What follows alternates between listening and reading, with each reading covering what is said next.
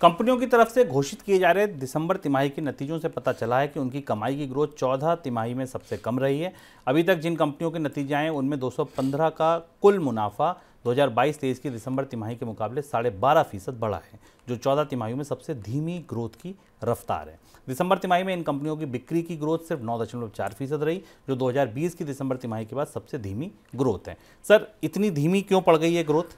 ये आंकड़े हमें जीडीपी के जो आंकड़े आए थे उसकी बिल्कुल उल्टी तस्वीर दिखाते हैं, यानी उन आंकड़ों की चुगली करते हैं। और जब हम उन आंकड़ों पर चर्चा कर रहे थे, जब जीडीपी के आंकड़े आए थे, तब भी हमने बताया था कि भारत में कंपनियों की प्रॉफिटेबिलिटी के और ग्रोथ के आंकड़े ऐसे नहीं हैं जो बताएं कि अर्थव्यवस्था में बहुत तेज विकास दर दिखाई दे रही है।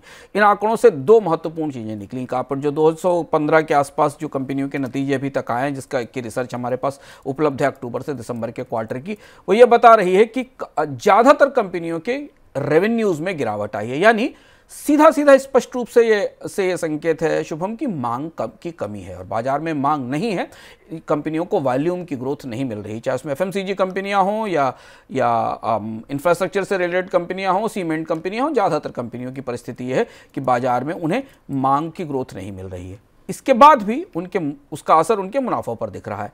दूसरी जो बड़ी चुनौती दिख रही है वो ये कि कंपनियों ने पिछले 2 तिमाहियों में कीमतें बढ़ाकर अपने मुनाफे सस्टेन करने की कोशिश की थी, लेकिन अब उनकी भी सीमा थोड़ी पार हो गई है। एक सीमा से अधिक फिर कीमतें बढ़ाने के बाद बाजार में मांग और टूटने का खतरा होता है, और इसलिए अक्टूबर दिसंबर के आंकड़े शेयर बाजार की दृष्टि से थोड़े चिंताजनक हैं। क्योंकि बाजार में तेजी का एक दौर गुजर चुका है और अब बाजार में तेज उतार चढ़ाव दिखाई दे रहा है। और इस तिमाही, जो कि सबसे महत्वपूर्ण तिमाही है, इस तिमाही में अगर मांग में और डिमांड में कमी दिखाई दे रही है तो अगली तिमाही पर भी इसका असर हमें दिखेगा।